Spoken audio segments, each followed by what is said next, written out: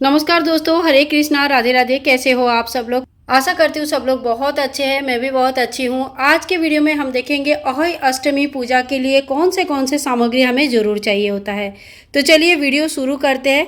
और हाँ, अगर वीडियो पसंद आती है तो प्लीज़ लाइक कीजिएगा, शेयर कीजिएगा और चैनल को सब्सक्राइब जरूर कीजिएगा। आप लोगों का सपोर्ट मिलता है तो बहुत अच्छा लगता है।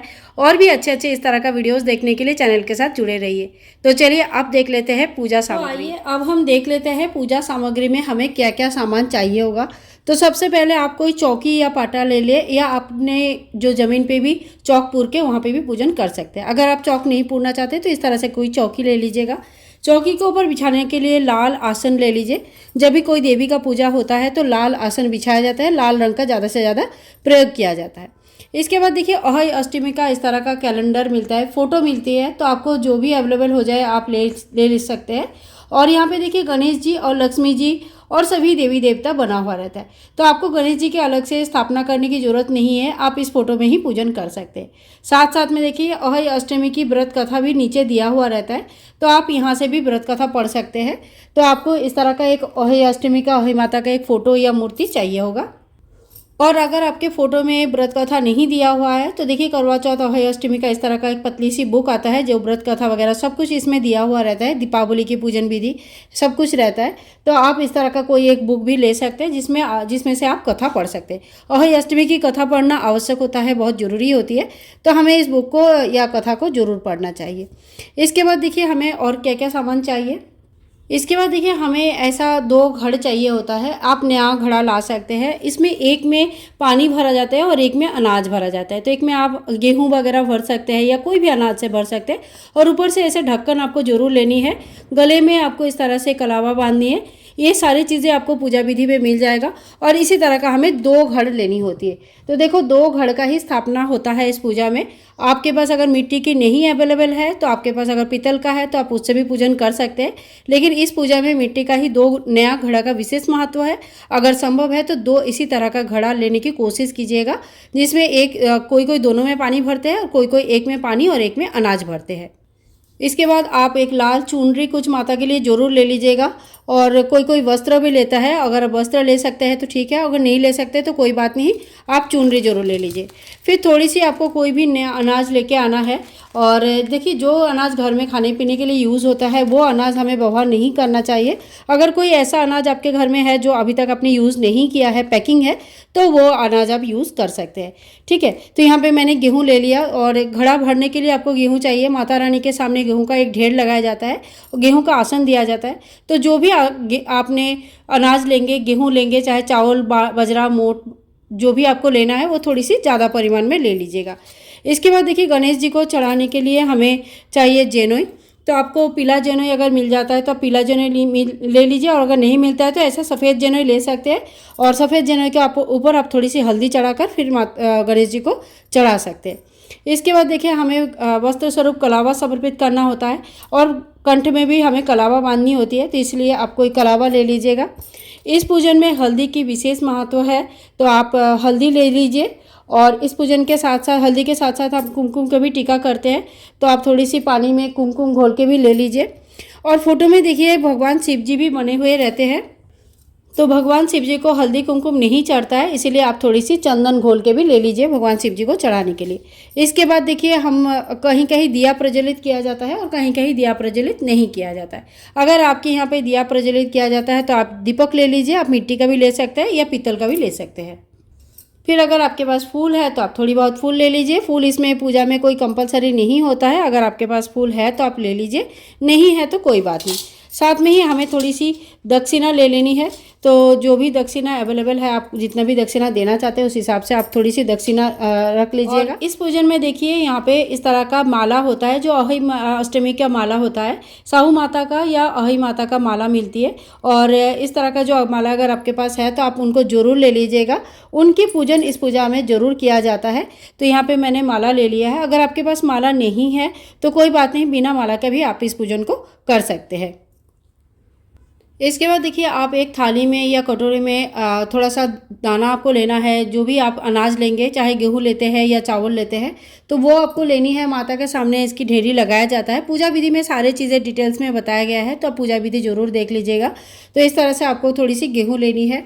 अब कुछ बायना निकाला जाता है, जिसके लिए आप कुछ सुहाग की सामग्री ले सकते हैं। सुहाग की सामग्री जो है किसी सुहागन महिला को ही दिया जाता है, इस बात का विशेष ध्यान रखें। और इस पूजा में जो बायना निकालना कंपलसरी होती है, तो आप बायने में जितना भी आपकी सामर्थ्य है उस हिसाब से आप बायना निकाल सकते हैं। साथ में ही कोई सूट पीस या फिर कोई भी साड़ी, सूट पीस, जो भी नया चीज़ें देना रहता है, तो अगर आपने जो भी लेके आए हैं वो चीज़ें आप तैयार करके रखिए। सासू माँ को या घर के बड़े जेठानी को या बड़े ननद को आप दे सकते हैं। और अगर आपके सामने, आपके आसपास कोई नहीं रहते हैं, आप नहीं दे सकते हैं, तो फिर आप किसी सुहागन को, गरीब को, या तो फिर पुजारी जी की वाइफ होते हैं, उनको, पुजारी, किसी ब्राह्मणी को ये दान दे सकते हैं। तो ये जो बायना है ये कंपलसरी होती है। और बायना सुहागन स्त्री को जब देंगे तो इसके साथ साथ सुहाग की सामग्री भी देना रहता है। इसके बाद देखिए हम भोग प्रसाद में देख लेते हैं। तो भोग प्रसाद में आटे के इस तरह का गुलगुले बनाया जाता है। आटा और गुड़ से बनता है, आप चाहे तो चीनी से भी बना सकते हैं। बहुत ही अच्छा टेस्टी होता है। बहुत जगह पे यही गुलगुले जो है ना प्रधान भोग हिसाब से देखा जाता है। इसके अलावा आप खीर पूरी बना सकते हैं। बहुत लोग अष्टमी के दिन में चावल का प्रयोग नहीं करते। अगर आपके यहाँ पे भी ऐसा नियम है तो आप चावल का खीर नहीं बना के कोई दूसरे चीज़ का खीर बना सकते हैं। और अगर आपके पास ऐसा कोई नियम नहीं है तो आप चावल का खीर भी बना सकते हैं। ठीक है, ये जो पूजा होती है अपने अपने घर के कुल परंपरा के हिसाब से होता है। तो आपके घर में क्या परंपरा है, आपके घर में किस तरह से पूजा होता है, क्या करते हैं और क्या नहीं करते, ये सारी चीज़ें आप अपने घर के बड़ों से ज़रूर एक बार बात कर लीजिएगा। तो आपके सारे नियम जो है ना आपको अच्छी तरह से पता चल जाएगा। इसके बाद देखिए देवी माँ का जब भी पूजा होता है तो बतासा के भोग जरूर लगाया जाता है। बतासा टूटा फूटा नहीं होना चाहिए। तो आप बतासा को अच्छी तरह से देख के फिर माता रानी को भोग लगाइए। और इस पूजा में हरे फल का भी बहुत ज़्यादा महत्व है। तो कोई भी हरा फल आपके पास जो भी है, चाहे सिंघाड़े हो, चाहे खीरा हो, ककड़ी हो, या तो फिर हरा केला ही हो, जो भी है आपके पास, अगर हरा कलर का कुछ है तो फल है, तो आप हरा फल का भोग जरूर लगा सकते हैं। इसके अलावा कोई भी मिठाई वगैरह का भोग आप लगा सकते हैं। और देखिए बच्चों को जो चीज़ें पसंद आती है वो चीज़ें आप इस दिन ज़रूर बनाकर माँ को भोग लगाइए पहले, फिर बच्चों को दीजिए। ये माता रानी को बहुत प्रिय होता है, बहुत अच्छा लगता है, क्योंकि ये बच्चों के लिए पूजा होता है। तो आपको कुछ भी भोग जो बनाएंगे शुद्ध सात्विक तरीके से बनाकर माता रानी को अर्पण करना चाहिए। और भोग देने के साथ साथ हमें जल भी देना चाहिए। कभी भी हम भोग जब लगाते हैं तो हमें जल का भोग भी लगाना चाहिए। तो इसलिए यहाँ पे 1 लोटा जल भी आप भोग के लिए ले लीजिए। इसके बाद देखिए 1 लोटा जल हमें तैयार करनी है।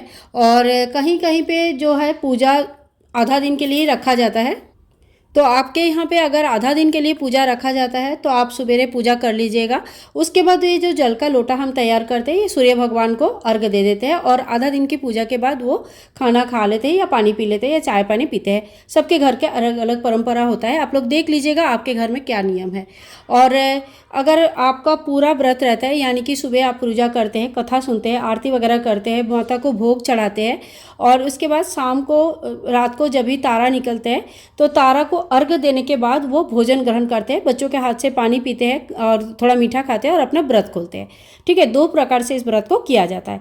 आपके यहाँ पे जैसा भी किया जाता है आप वैसा कीजिएगा। और इस पूजा में तारों का पूजन करना बहुत ज़्यादा महत्वपूर्ण होता है। कहते हैं कि सभी तारे अहोई माता का संतान होते हैं, इसीलिए तारों का पूजन जब हम करते हैं तो हमारे संतान के ऊपर भी अहोई माता का असीम कृपा बरसती है। तो ठीक है, तो ये जो जल तैयार होता है तो ये जल में थोड़ी सी फूल, हल्दी, रोली डाल के आप तैयार कर लीजिएगा। जब हम कथा सुनेंगे तो हाथ में जो गेहूं के दाना लेके कथा सुनते हैं, उस गेहूं के दाने का भी थोड़ा दाना इसमें डाला जाता है। और इसी तरह से जल तैयार करके शाम को तारों को इसका अर्घ दिया जाता है।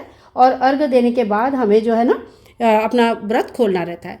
इस पूजन को करने के लिए आप अपने जो शादी की चुनरी है वो पहन सकते हैं, या तो फिर आपका अगर कोई बच्चे होने के टाइम पे बहुत जगह पे चुनरी दिया जाता है, मायके की तरफ से आता है। अगर आपके यहाँ पे कोई ऐसे रीति रिवाज है, आपके पास बच्चों से रिलेटेड कोई चीज़ें हैं, जैसे बहुत जगह पे नामकरण के टाइम पे चुनरी दिया जाता है, बहुत जगह पे अन्नप्राशन के टाइम पे चुनरी या साड़ी आती है मायके की तरफ से, तो वो पहन के भी पूजा कर सकते हैं। मतलब बच्चों से रिलेटेड पूजा है तो बच्चों से रिलेटेड चीज़ों का महत्व बहुत ज़्यादा होता है।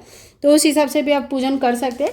और अगर आपके पास ऐसा कुछ नहीं है तो कोई बात नहीं, आप अपनी शादी की जो जोड़ा है उसका जो चुनरी है उसको भी पहन के आप पूजा कर सकते हैं। तो फ्रेंड्स, ये वो सारे सामग्री है जो हमें अहय अष्टमी के पूजा के लिए चाहिए होगा। बहुत ही सरल सादा सीधा तरीके से हम घर पर इस पूजा को कर सकते हैं। सभी माताएं अपने बच्चों के उज्जवल भविष्य के लिए इस पूजा को रखते हैं। इस साल 24 अक्टूबर को इस पूजा को किया जाएगा। अगर आप लोग भी पूजा करना चाहते हैं तो कर सकते हैं। चैनल पर पूजा विधि संपूर्ण रूप से अपलोडेड है, आप उस पूजा विधि को देख सकते हैं। समस्त चीज़ें बहुत अच्छी तरह से समझाया गया है, तो आप उस पूजा विधि को देखिए और अगर आप करना चाहते हैं तो आप पूजा कर सकते हैं।